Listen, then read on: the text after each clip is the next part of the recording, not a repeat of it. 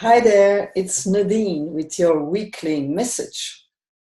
So, this week, there is a technique that I used to use many years ago, and I want to talk about that.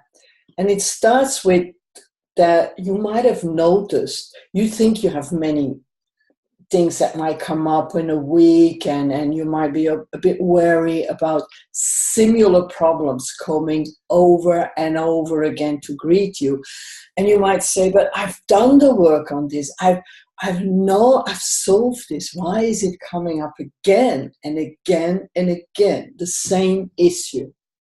Now, this is because there are many layers of anything. You always have indeed the same problem, because we all only have one problem.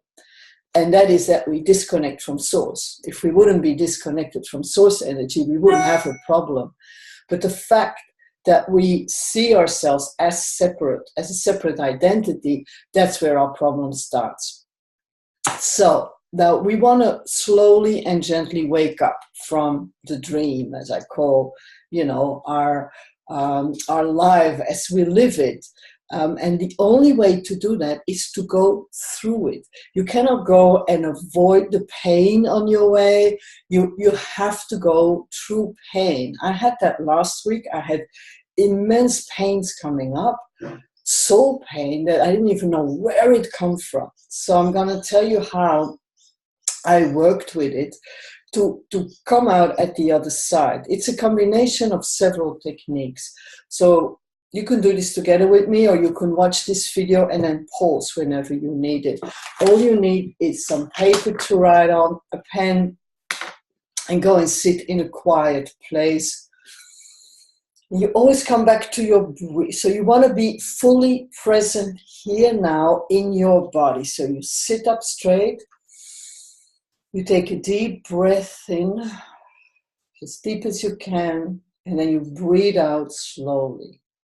And then you check your grounding. If you watch my other videos on grounding, you have a connection from the bottom of your tailbone to your chair, to the floor, all the way down to the center of the earth. And I want you to connect there and feel how it feels when you're grounded, when you're connected.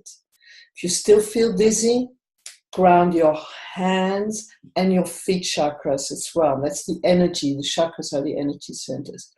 So you ground your base chakra, also called the first chakra, with the center of the earth. You feel how that is to embody that.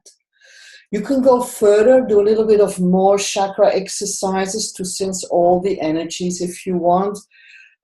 If, however, you already have a thing that you straight away want to work on, let's say you have a certain pain that you feel, I want you to take up your pen and I want you to write down, go in communication with your pain. And it is important to write it down because I want you to stay focused.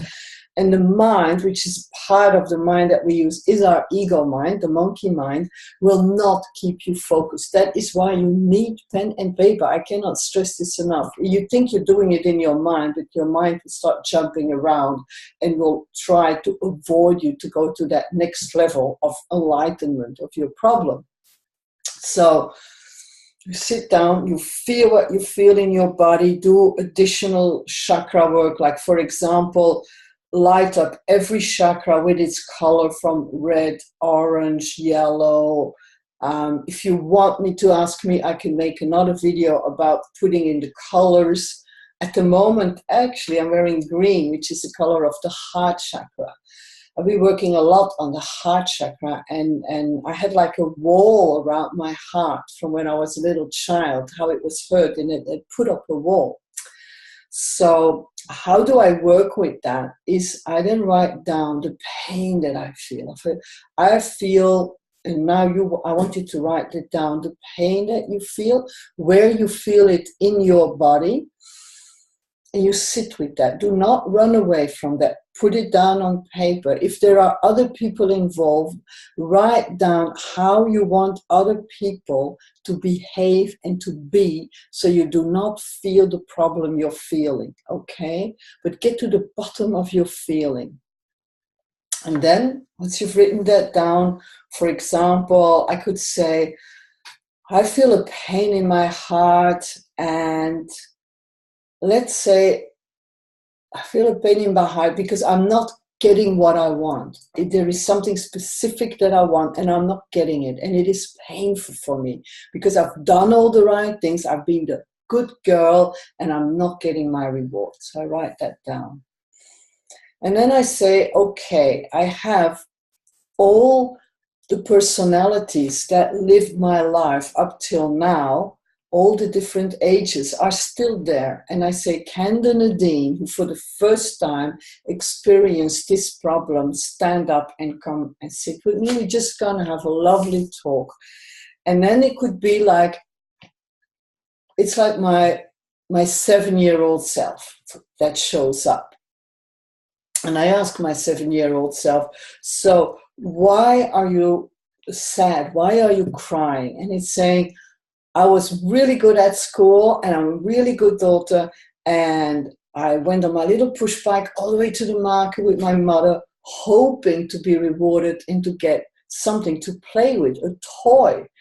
And I didn't get a toy, not even a tennis ball. And I was really gutted, disheartened, and I thought my mother was cruel to make me go so far on a push bike and not to give me even a toy as a reward. So I talk to that younger me. I talk to it, and then I also do the work on it. You know, that's the work from Byron Katie. And that also needs to be written down. So I say, my mother is cruel. Is it true? I might say, for example, yes, she's cruel, because this is the young me doing the work, you know, and that young me would say, yeah, mommy's cruel. Okay, who would that young me be without that thought? I would be playing, I would be happy. So then I'm going to turn it around. I am cruel. And then I can find examples how a 7-year-old sometimes is cruel. You know, they have that in school, that they are with kids sometimes. And I can come up with 3 examples where I am cruel. Even calling my mother cruel without knowing anything more is a form of being cruel. Then I turn it around again and give 3 examples where my mother is not cruel, and come up there.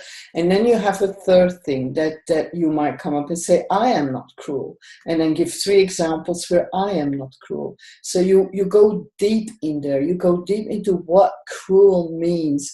And you go into a dialogue with that 7-year-old or whichever age shows up. I had one where I was a teenager, a 13-year-old, and we were having a long conversation about the pain that I had at that age and how that was still affecting me today, because that person is still alive in me. Everything is happening here and now. So I have like split personalities, and we all have that. When I read somebody's energy, I can see different ages popping up when they had the first time, or even could be a different lifetime. And we come and repeat and repeat and repeat the same thing. That's why your problems seem to be the same and over again. They just wear a different jacket. If you had a relationship problem and you left that relationship and went straight into another one without doing any of this work, you would have the same problem again. That's why some people marry, for example, somebody with an addiction, and the next husband has an addiction, and the next and the next. So you want to go deep into it, and you write it down. You do the work of Byron Katie on it. Is it true? Who would I be without the thought turnarounds? And then you say, I am looking forward for my mother or the next person to be cruel to me, you know, and go and feel that. Go deep into your problem, and especially hug and love that 7-year or 13-year-old that you have that conversation with. I did a lot of that work as well with younger you and going deep into the body with physical pain about 12 years ago. I did a lot of journeys with Brandon Bays. If you ever heard from her, there you go, also deep. So I kind of like mix them all up. I have different techniques that I tried, and I like to mix them up. I like to do the chakra work within the body, the energy work, and the meditation to bring you in the present, in the here and the now. And from that awareness, and that's why you need keeping it right and down, you travel to the past, because the past is in your mind. Everything, all your problems are in your mind.